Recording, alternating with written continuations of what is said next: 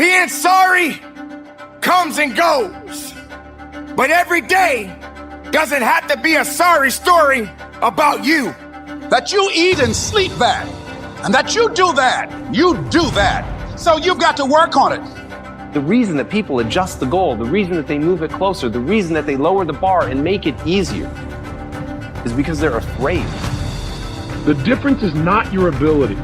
What we do at any moment in time, in that moment, is based on the state that our mind and body is in at that moment in time. I'm sorry I'm late today. I'm sorry I broke your heart. I'm sorry I hurt your feelings. I'm sorry I didn't do this. I'm sorry I didn't do that. When are you gonna come back to the reality and just do what is necessary to carry on? Do better. Do better within yourself. Being better, it's a process in all itself.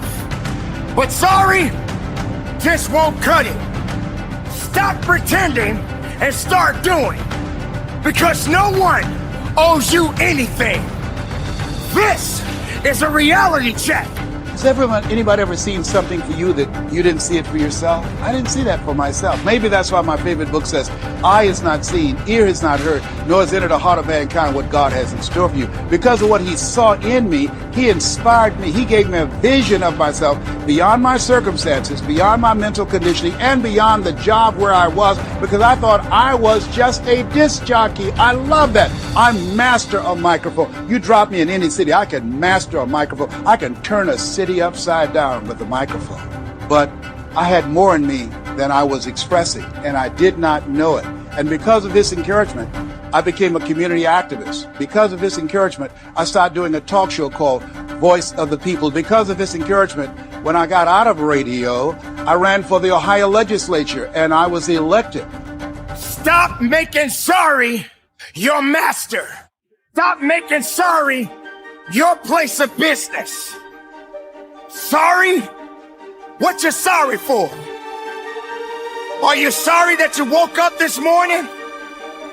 Are you sorry that you didn't make the cut? Are you sorry you just didn't have what it took?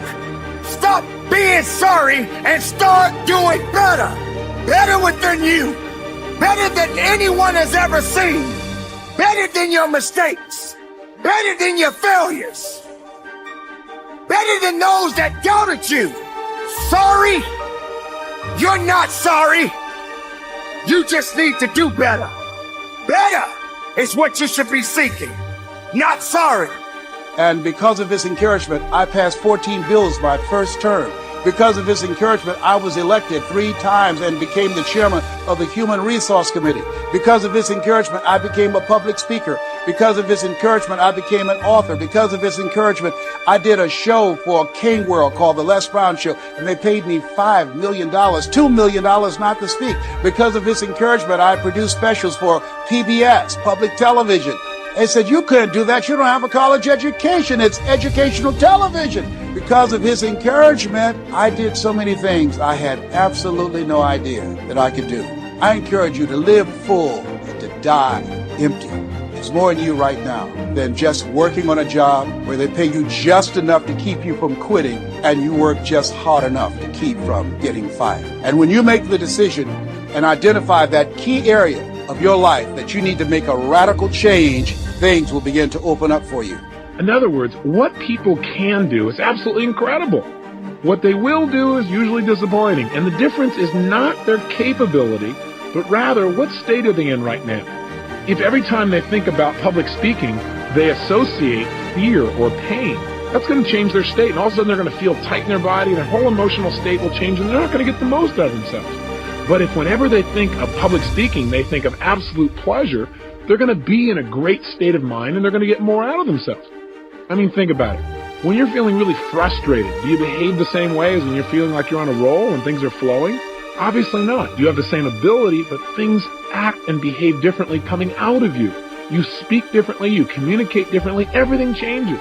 They're afraid of what it says about them. They're afraid that they're not going to be able to accomplish it. They're afraid to tell people what they're up to. They're afraid to even dream big because they don't know if they're going to make it. They don't know if they have inside what it's going to take to persevere. But I'm telling you right now, if as a process step, you simply change it so that when something proves itself to be impossible, you don't ask, how do I change it to something that is possible? Instead, you find another way around. You find a way to believe that there is always a path to making the impossible possible. That you understand that as you grow and get better and become capable of more, that you can overcome things that were impossible yesterday. And that, my friends, is the key to accomplishment. I'll give you another example. Have you ever forgotten something simple like your own home telephone number or address or how to spell the word the? Ever had one of those enlightening experiences? Now, you know how to spell the word the. How come you couldn't remember? The answer is because you're in what I call a stupid state. Right? You're in a state of mind where you're...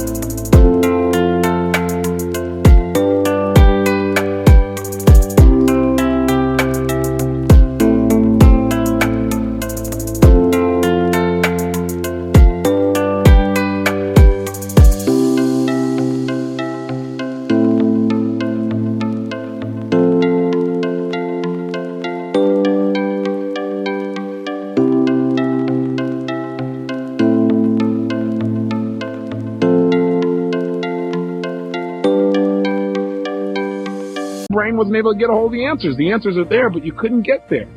So I believe one of the most important things, probably the most important thing that you and I can do in our lives to create the power and joy and passion that we really want is to learn to manage our own states of mind.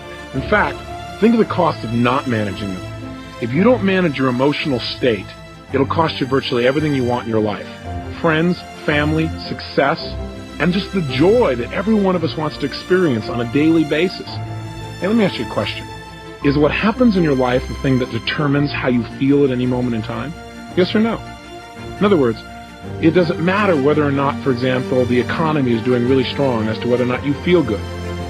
To understand the only difference between the possible and the impossible is your set of skills, a belief in yourself, a belief that you can get good at anything that you set your mind to. So make that the pillar upon which all of your identity stands, that when times get hard, you go harder.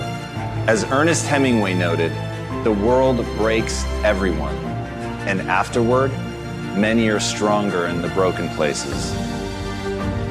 But my question is, why isn't everyone? To me, it comes down to the strategies that you use. There really isn't anything objectively good or bad. There isn't anything that happens to you that can't be overcome. There isn't anything that could happen to you. Anything. Most people say no. Some people say, well, you bet. No, does it matter how your relationships are going? Does that determine how you feel? Is how you feel determined by the weather?